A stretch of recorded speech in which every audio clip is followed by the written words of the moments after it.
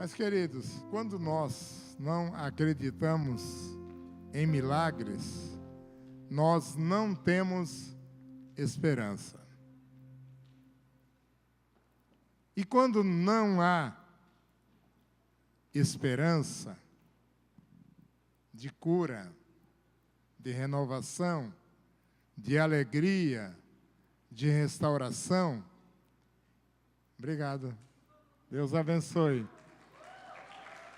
Obrigado. Que lindo, gostei, viu? Obrigado, filha. Fiquei até vermelho agora. Aí, ó. Vou aproveitar, dá licença.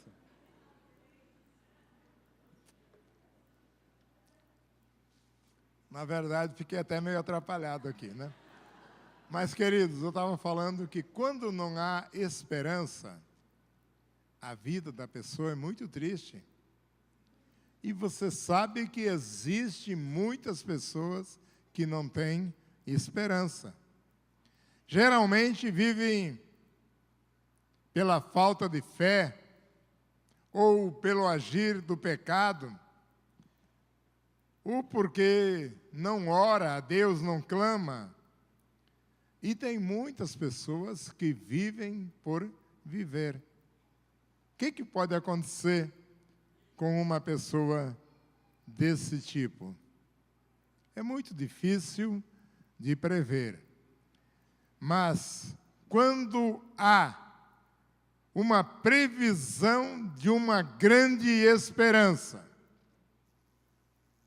a previsão de uma grande esperança gera em nós uma esperança de vitória, uma certeza de vitória, porque a esperança, ela está baseada e fundamentada em fatos que irão acontecer. Sim, mas irão acontecer. Queridos, na Bíblia, há muitas citações de fatos que foram precedidos por revelações e por profecias. Aí, no livro de Isaías 9, de 1 a 7, nós vamos basear o texto para nós meditarmos. Isaías 9, de 1 a 7.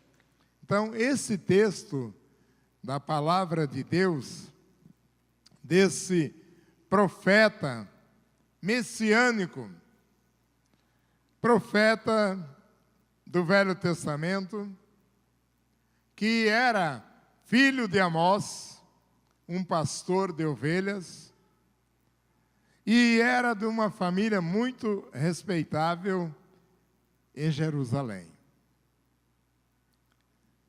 E aqui, então, vocês vão acompanhar pelo texto, que ele traz, então, ótimas notícias para a humanidade, para nós, para cada um de nós.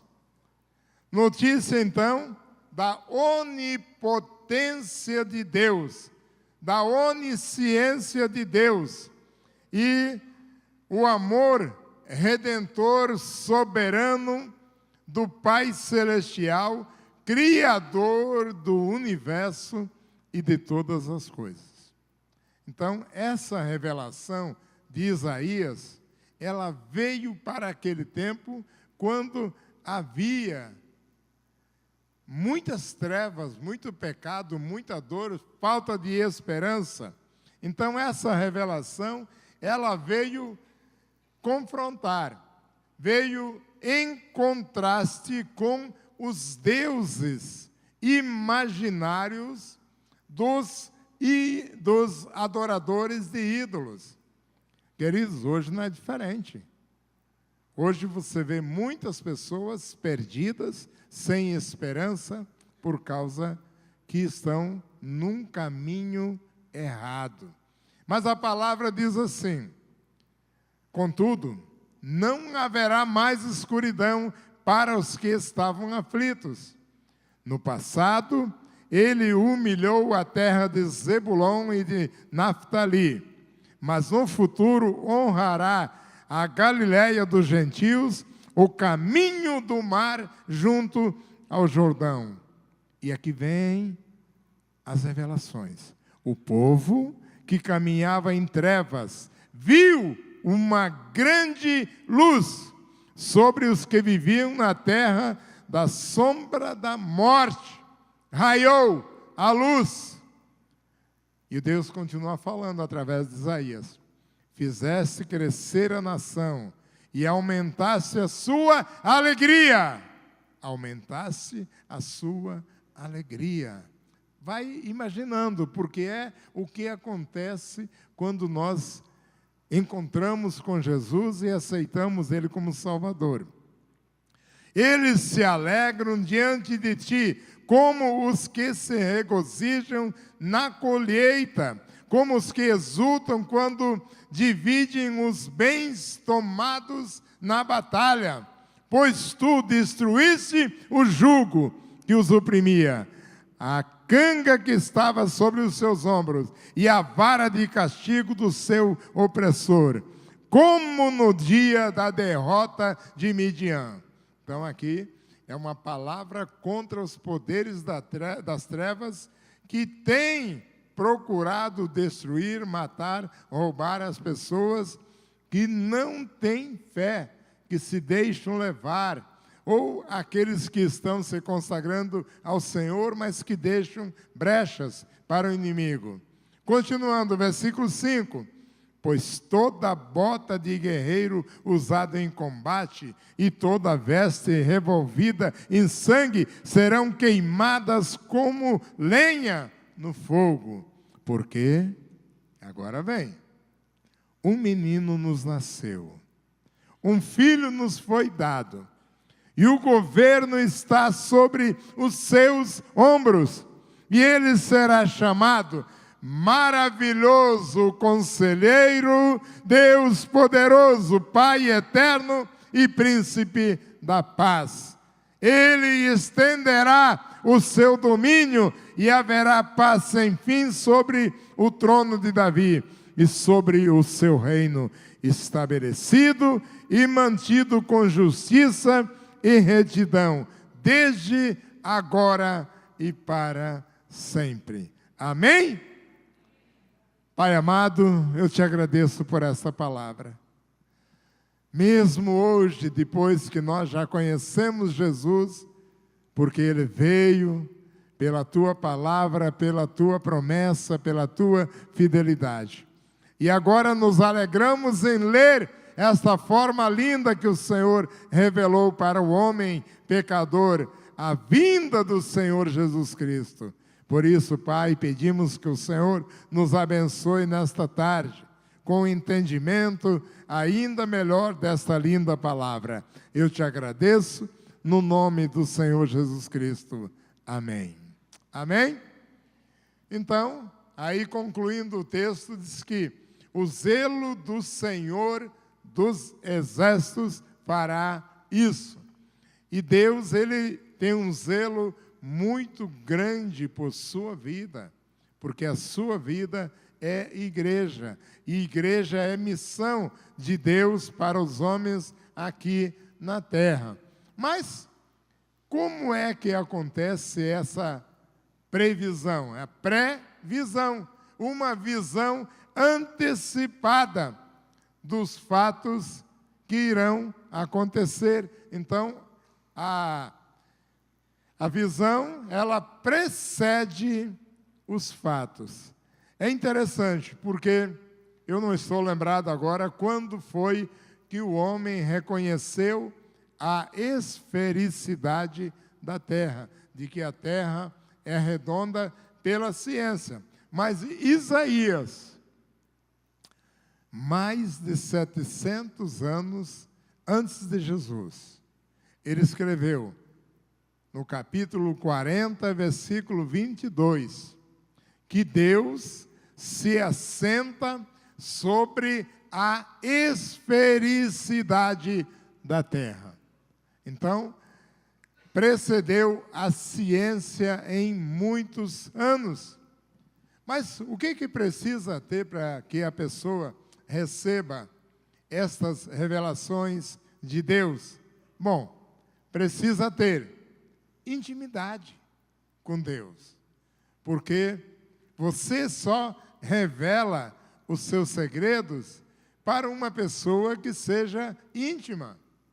Assim também Deus, Ele não revelará os seus segredos que irão acontecer no futuro para as pessoas que não o temem, não acreditam nele, não têm fé nele, não conhecem a sua palavra e a sua promessa. Então precisa ter intimidade, precisa ter fé, acreditar em Deus e na resposta que virá daquilo que Ele revela.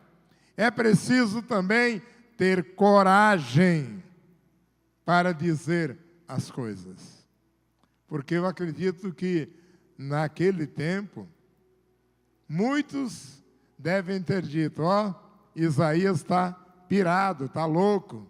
Muitos devem ter falado. Na Bíblia tem muitas passagens bíblicas que os profetas foram julgados loucos, né? E agora então, essa leitura que nós fizemos, ano 740, ele prevê o nascimento de Cristo, o Deus conosco, que daqui a pouco mais de uma semana estamos comemorando o Natal. Então, mas ele veio para quê? Para sarar a face da terra, trazendo luz, trazendo vida, trazendo paz, trazendo a previsão e a certeza de uma grande esperança. Isso tudo, né? Então, queridos, a esperança de luz.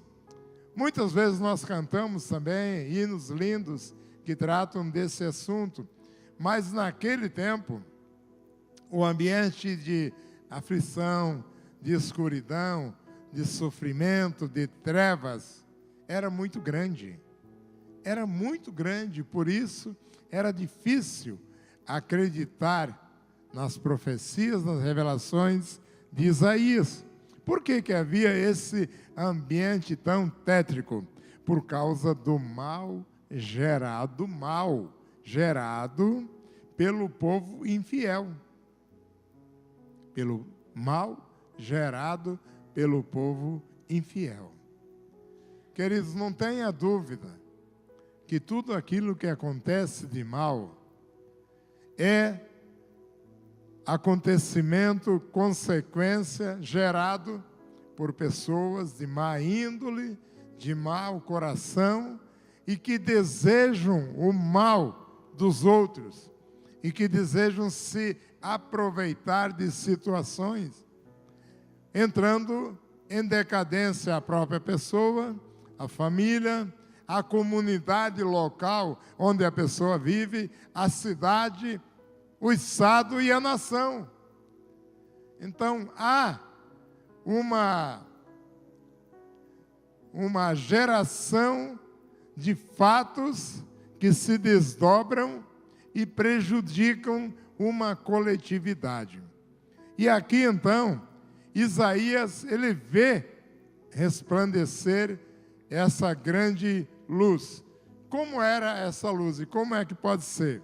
Bem, a luz de Cristo vem do céu para clarear as trevas que haviam na terra.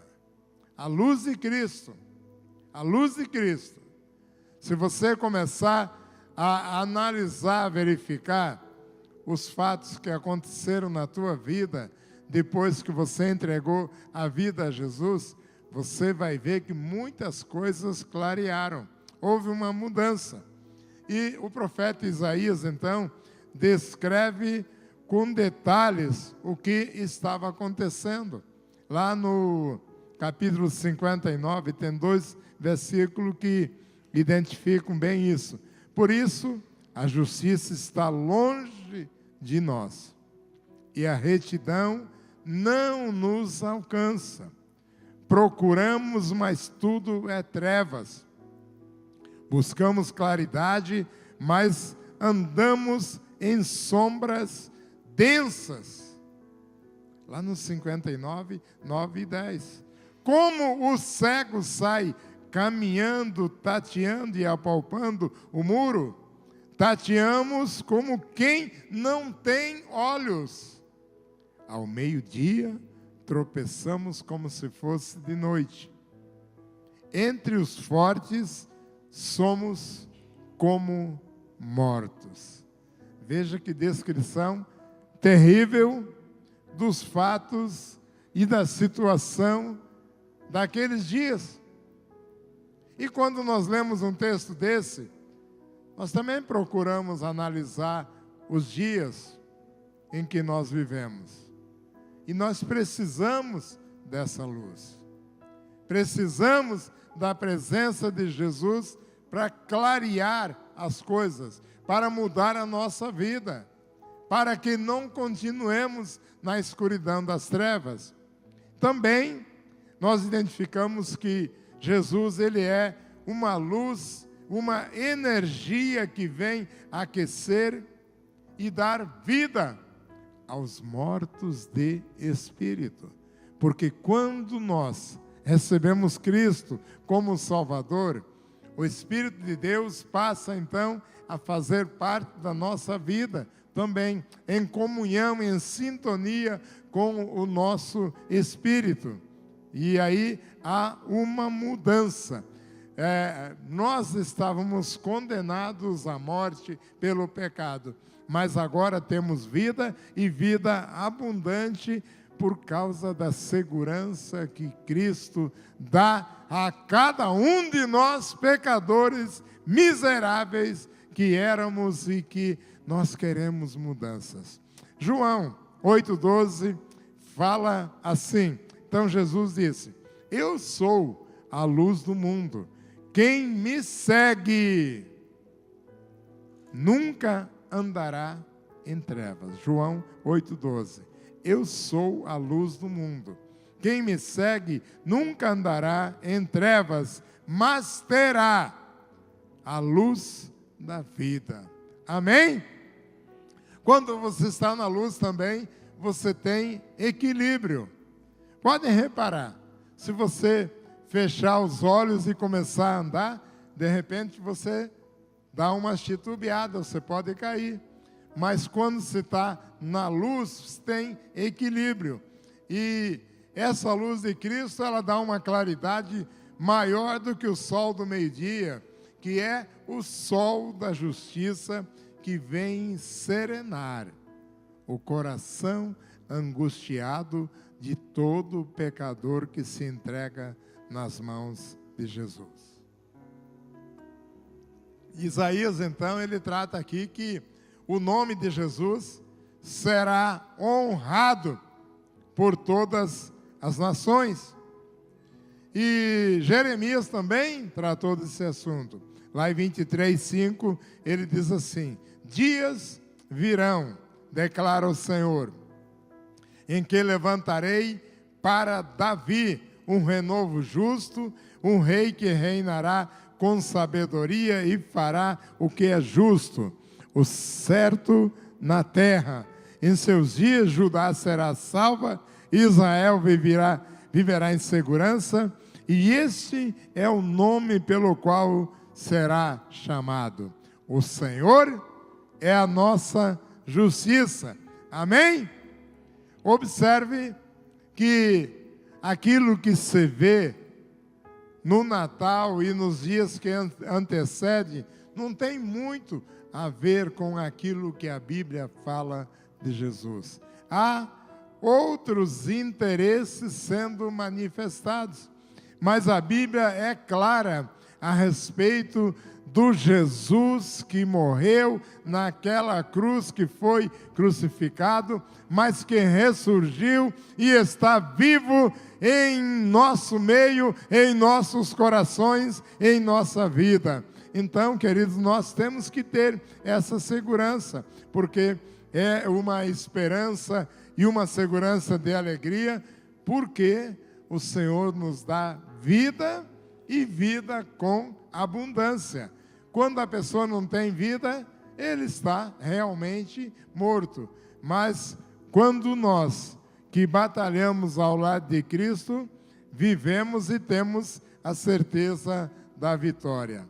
Jesus, então, é a vida e vem trazer vida plena, perene e eterna. Lá em João 14,6, todos conhecem o versículo: eu sou o caminho, a verdade e a vida. Ninguém pode chegar ao Pai a não ser através de mim. Então, há uma segurança quando nós nos decidimos por Jesus. E nesses dias que antecedem o Natal, é uma oportunidade que a igreja tem de trabalhar esses assuntos, porque há uma grande esperança para nós e para a humanidade. Uma esperança também de liberdade, porque Jesus é o grande libertador. Ele vem livrar o seu povo. João 8,32, e conhecerão a verdade, e a verdade vos libertará. Através da pessoa conhecer Jesus, é que vem a liberdade. Porque a pessoa vai se desviando do mal, desviando do pecado, rejeitando as coisas erradas e vivendo em santidade de vida. Também, Jesus é uma esperança de paz. Por quê? Porque ele quebra todo jugo do mal. Paz pelo governo do Messias, o Senhor nosso Deus, Jesus Cristo. E ele estenderá o seu domínio, como nós já lemos então, desde agora e para sempre, o zelo do Senhor dos Exércitos. Como será esse governo de paz que haverá na terra, que já existe para aqueles que recebem Cristo como Salvador? Um governo do maravilhoso conselheiro, Jesus. Um governo do Deus forte, Jesus. Um governo do Pai eterno, Jesus. Um governo do Príncipe da Paz, Jesus. Um governo de justiça e retidão sob o zelo do Deus dos Exércitos. Por quê? Um menino nos nasceu, um filho nos foi dado, e o governo está sobre os seus ombros, e ele será chamado Maravilhoso Conselheiro, Deus Poderoso, Pai da Eternidade e Príncipe da Paz. Coisa linda é ficarmos meditando nesses textos de promessas para nós, para os nossos dias em que nós vivemos. Mas o que é que gera em nós o pecado, a ponto de nos entristecer, de nos angustiar?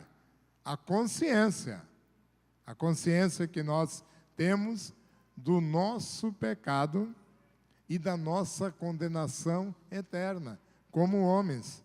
Gera em nós uma insegurança e infelicidade. Você pode ver que tem muita gente que não tem a certeza da salvação. Você pergunta, a pessoa: não sei, se você morrer agora vai para onde? Ah, não sei, Deus é que sabe. Mas aquele que lê a Bíblia, que confia em Deus, sabe que está assegurado a vida eterna com Cristo e a felicidade eterna. Então, a consciência da nossa justificação em Cristo Jesus, o Senhor, que é pela fé, nos traz muita segurança, paz com Deus e também felicidade. Então, quando Deus habita no coração de um homem ou de uma mulher, embora isso seja realmente um mistério, mas é o Deus conosco, vivendo em nós. É luz, é vida e é paz para todos nós. É a nossa alegria, é a nossa liberdade. Então, nesta tarde, queridos, o nosso desejo é que Cristo reine em vós. e que vivamos as belezas e todas as alegrias e esperança do reino eterno. Amém? Vamos ficar em pé, vamos entoar este cântico.